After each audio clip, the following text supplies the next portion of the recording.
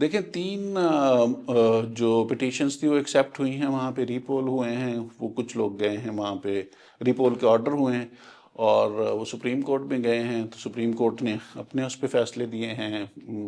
एक दो केसेस में उन्होंने शायद बहाल रखा है फैसला, एक जगह पे उनकी अपील उन्होंने मंजूर कर ली है उस फैसले के ख़िलाफ़।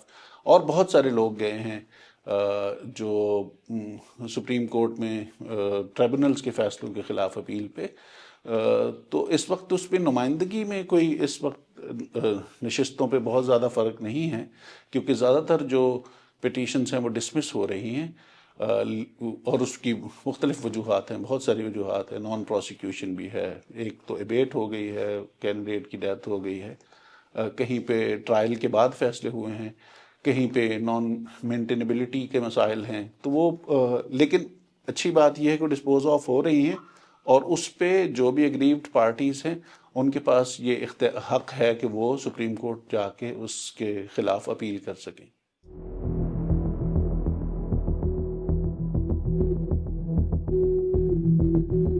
जी देखें, हर इलेक्शंस के बाद कोई हमने देखा है कि 350 से 400, 405, 10 के दरमियान पिटीशंस आती हैं, यानी कि इस कॉन्स्टिट्यूंसीज में लोग पिटीशंस दाखिल करते हैं और 300 से ज़्यादा के करीब जो हमारी कॉन्स्टिट्यूंसीज हैं वो चैलेंज हो जाती हैं, उनके रिजल्ट्स।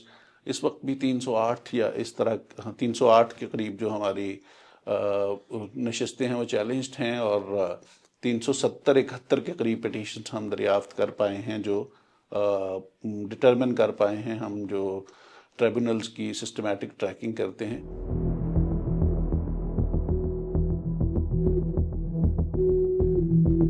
तो इस वक्त जो टोटल कानून में ये तरमीम की गई थी कि 6 महीने के अंदर अंदर फैसला हो जाएगा, लेकिन वो पंजाब में जो एक बड़ा मसला रहा कि इलेक्शन कमीशन की इंटरप्रिटेशन और थी, लाहौर हाई कोर्ट की इंटरप्रिटेशन और थी, उसकी वजह से ट्राइब्यूनल्स जो हैं वो बहुत लेट उन्होंने काम शुरू किया। तो इस वक्त 1/3 के करीब जो पिटीशंस हैं वो डिस्पोज ऑफ हुई हैं और बहुत सारी अभी ज़ाहिर है बाकी हैं, वो 6 महीने का वक्त गुजर चुका है।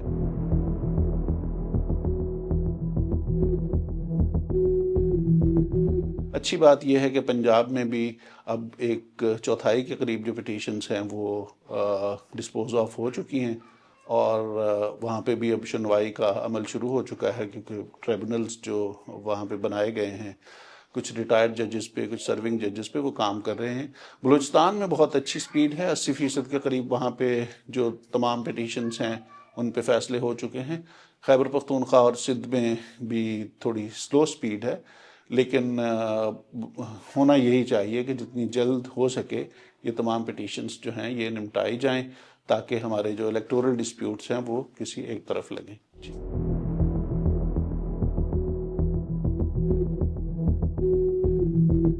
पंजाब में तो वही मसाइल हुए थे ना, कि जो जिस तरह मैंने अर्ज़ किया कि इलेक्शन कमीशन और लाहौर हाई कोर्ट की जो तशरीह थी इन कानूनी शिकों की, उसमें इख्तलाफ था कि वो लगाना किसका इख्तियार है, चीफ जस्टिस का इख्तियार है या इलेक्शन कमीशन का इख्तियार है।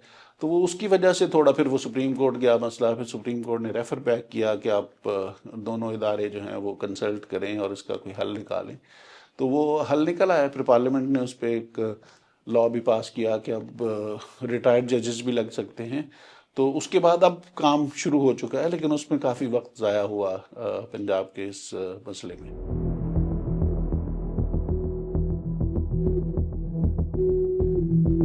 हमारा ये ख्याल है कि ये प्रोसेस जितना रिफाइन और डिफाइन हो, एक्सपेडाइट हो, तो हमारे यहाँ जो इलेक्टोरल डिस्प्यूट्स हैं वो उतने कम होंगे, मिनिमाइज हो जाएंगे, लोगों को रिड्रेस मिल जाएगा। लेकिन अगर हम इसको 2018 के मुकाबले में देखें कि उसके बाद जो पिटीशंस डिस्पोज ऑफ करने की जो स्पीड थी, तो उससे ये थोड़ी सी बेहतर है।